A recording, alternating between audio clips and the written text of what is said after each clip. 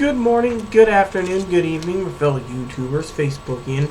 In my hand is the Montecristo Classic, which I believe the band ain't around here, but anyways, the Classic Montecristo. I just brought the container.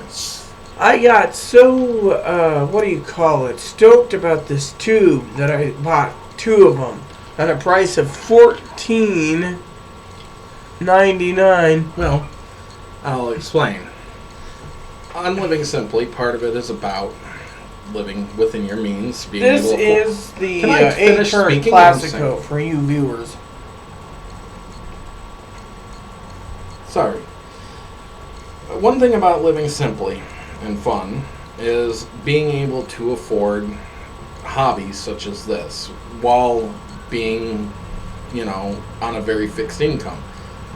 Which sometimes can be very difficult to try to enjoy something like this. So the Montecristo at $14.99, which was overpriced. One of the nice things about it is the tube. And if you can't afford a travel humidor, at least you can put your cigar in there and put it in your pocket and not have to worry about broken cigar. At least this will protect it somewhat. And so often they do come with a cedar wrapper. If you can find a way to reuse a cedar wrapper, you can keep it somewhat fresh throughout the day, at least until you're ready to have it. So it is a fairly nice one-finger cigar case, basically. So it's like an added bonus. And so I keep them around just in case. So anyways, moving on to the footnote on this. I couldn't detect anything. There was no sense. To me, it had a complete absence of all smell, nothing even tobacco-y. It was rather disappointing to me. I picked up just earthy and woodsy. That's all I got, an earthy, woodsy taste. But so her sniffer must be better than mine. That's all I can say. Or she got a cigar that actually had a lot more scent to it than mine did. I didn't even pick up the cedar that it was packed in. Moving on to the startup of that cigar. I didn't pick up any immediate flavors. It was fairly indeterminate. I had a little bit of a hard time lighting. It stayed kind of the dark tobacco-y color, and it didn't start to cherry up for a while. So I did have some problems there.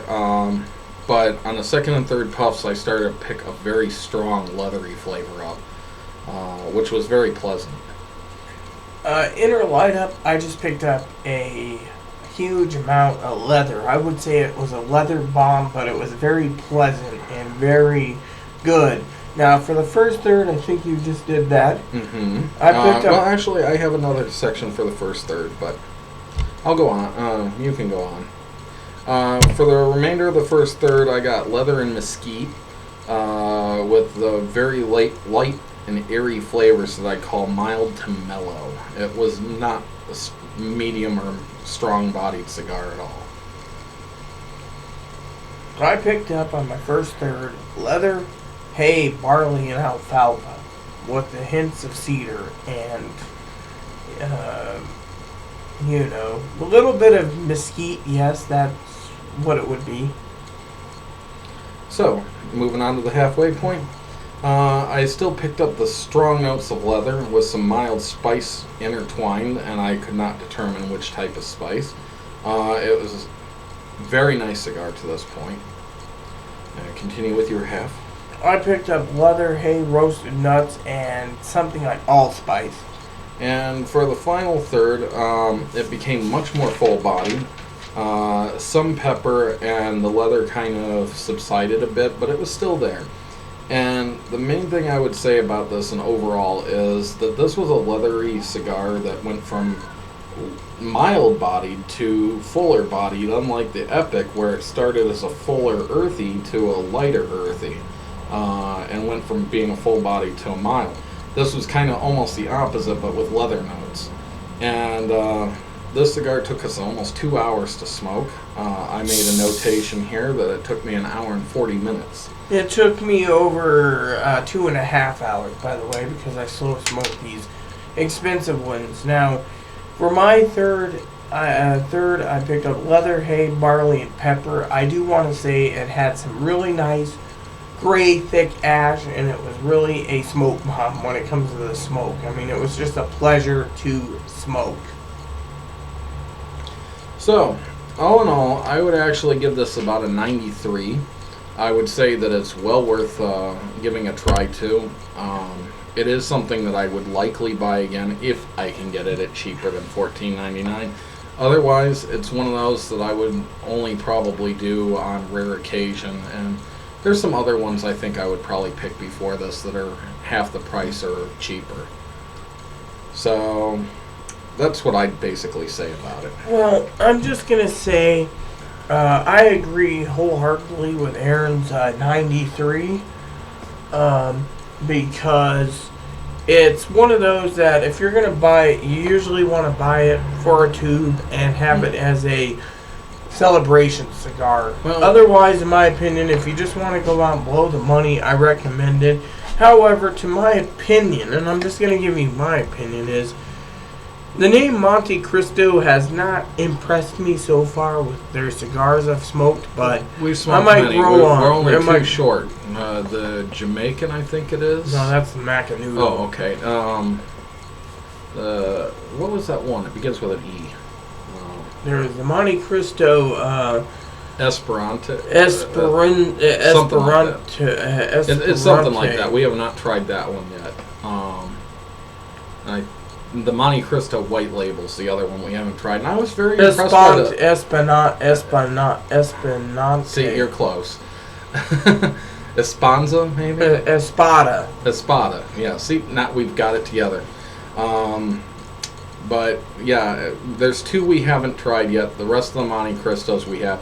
Now, the thing I will say about this is because it is such a leathery cigar, and I haven't had too many cigars that are a very heavy, leathery cigar, this is something that at least stands out to me as something unique. Kind of like the Alec Bradley Black Market, which has a totally unique flavor to it, and I've not experienced anything quite like it since, or the Gurkha Warlord, which again is a cigar that I have yet to find anything comparable to.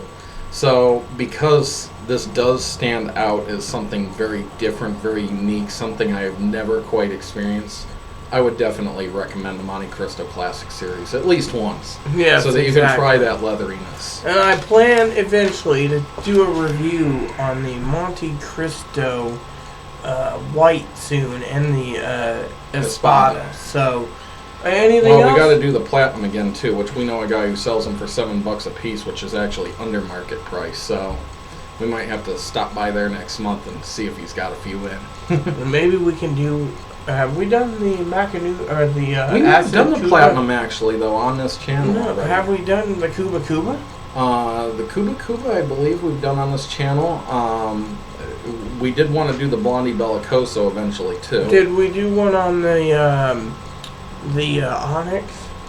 I don't know if we did one on the Onyx. We're gonna have to go and see what we've done on this channel because even though we haven't done as many as some people out there, we've kind of lost track of where we are.